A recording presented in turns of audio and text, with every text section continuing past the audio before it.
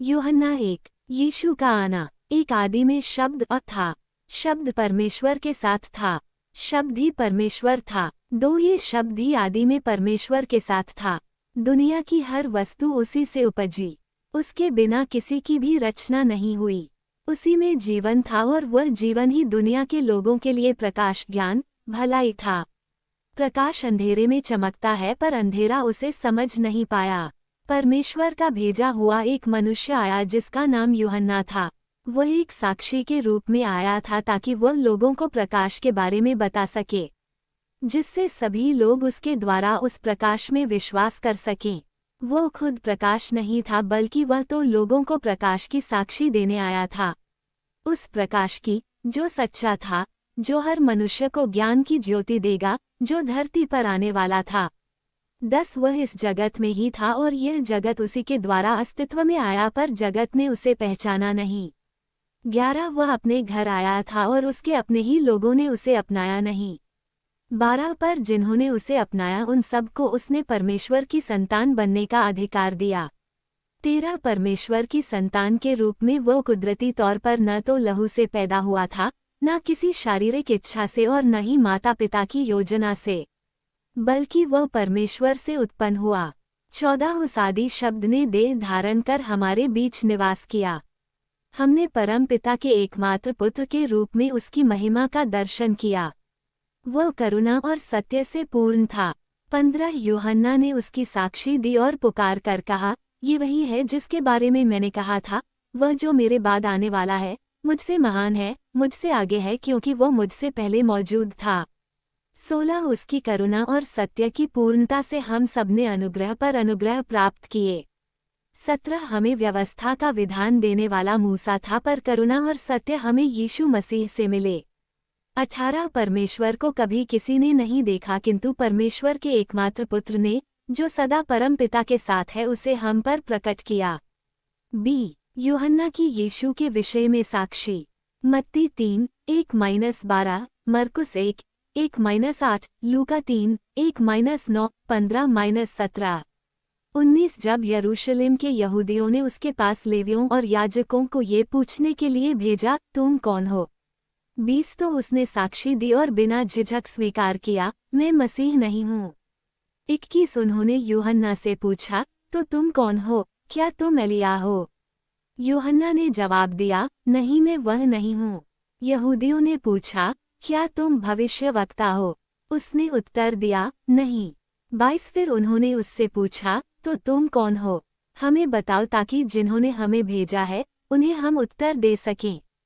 तुम अपने विषय में क्या कहते हो? 23 यूहन्ना ने कहा, मैं उसकी आवाज़ हूँ जो जंगल में पुकार रहा है, प्रभु के लिए सीधा रास्ता बनाओ। 24 इन लोगों को फरीसियों ने भेजा था। 25 उन्होंने उससे पूछा, यदि तुम न मसीह हो, न एलिय्याह हो और न भविष्यवक्ता तो लोगों को बपतिस्मा क्यों देते हो? 26 उन्हें जवाब देते हुए यूहन्ना ने कहा, मैं उन्हें जल से बपतिस्मा देता हूँ। तुम्हारे ही बीच एक व्यक्ति है जिसे तुम लोग नहीं जानते। 27 यह वही है जो मेरे बाद आने वाला है, मैं उसके जूतों की तनियाँ खोलने लायक भी नहीं हूँ। 28 ये घटनाएं यरदन के पार बैतनिय्याह में घटी जहाँ यूहन्ना बपतिस्मा देता था। यीशु परमेश्वर का मेमना। 29 अगले दिन यूहन्ना ने यीशु को अपनी तरफ आते देखा और कहा, परमेश्वर के मेमने को देखो जो जगत के पाप को हर ले जाता है।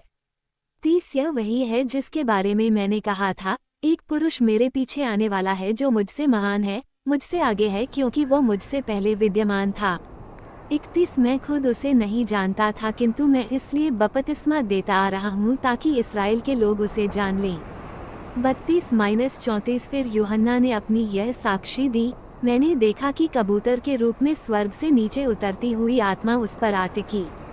मैं खुद उसे नहीं जान पाया, पर जिसने मुझे जल से बपतिस्मा देने के लिए भेजा था मुझसे कहा, तुम आत्मा को उतरते और किसी पर टिकते देखोगे, ये वही पुरुष है जो पवित्र आत्मा से बपतिस्मा देता है।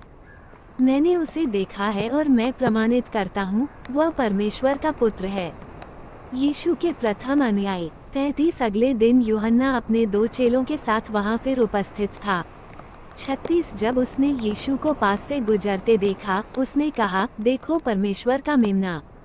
37 जब उन दोनों चेलों ने उसे यह कहते सुना तो वे यीशु के पीछे चल पड़े। 38 जब यीशु ने मुड़कर देखा कि वे पीछे आ रहे हैं तो उनसे पूछा, तुम्हें क्या चाहिए? उन्होंने जवाब दिया, रब्बी, तेरा निवास कहाँ है? रब्बी अर्थात गुरु। 39 यीशु ने उन्हें उत्तर दिया, आओ और देखो, और वे उसके साथ हो लिए।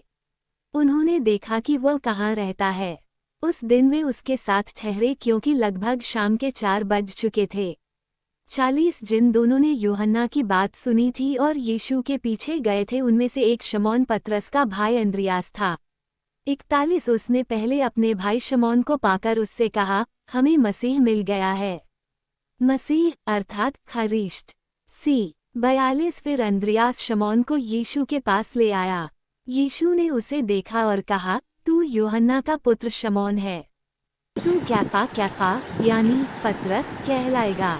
43 अगले दिन यीशु ने गलील जाने का निश्चय किया। फिर फिलिप्पुस को पाकर यीशु ने उससे कहा, मेरे पीछे चला आ।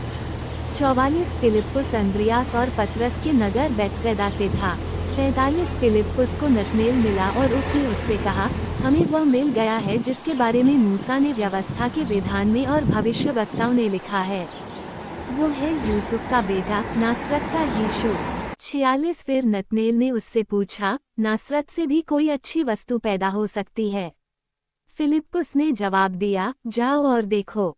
47 यीशु ने नतनेल को अपनी तरफ आते हुए देखा और उसके बारे में कहा, यह एक सच्चा इज़राइली जिसमें कोई खोट नहीं है। 48 नतनेल ने पूछा, तू मुझे कैसे जानता है? जवाब में यीशु ने कहा, उससे पहले कि फिलिप्पुस ने तुझे बुलाया था, मैंने देखा था कि तू अंजीर के पेड़ के नीचे था। 49 नतनेल ने उत्तर में कहा, हे रब्बी, तू परमेश्वर का पुत्र है, तू इस्राएल का राजा है। 50 इसके जवाब में यीशु ने कहा, तुम इसलिए विश्वास कर रहे हो कि मैंने तुमसे ये कहा कि मैंने तुम्हें अंजीर के पेड़ के नीचे देखा। तुम आगे इससे भी बड़ी बातें देखोगे। 51 इसने उससे फिर कहा, मैं तुम्हें सत्य बता रहा हूँ, तुम स्वर्ग को खुलते और स्वर्गदूतों को मनुष्य के पुत्र पर उतरते चढ़ते देखोगे।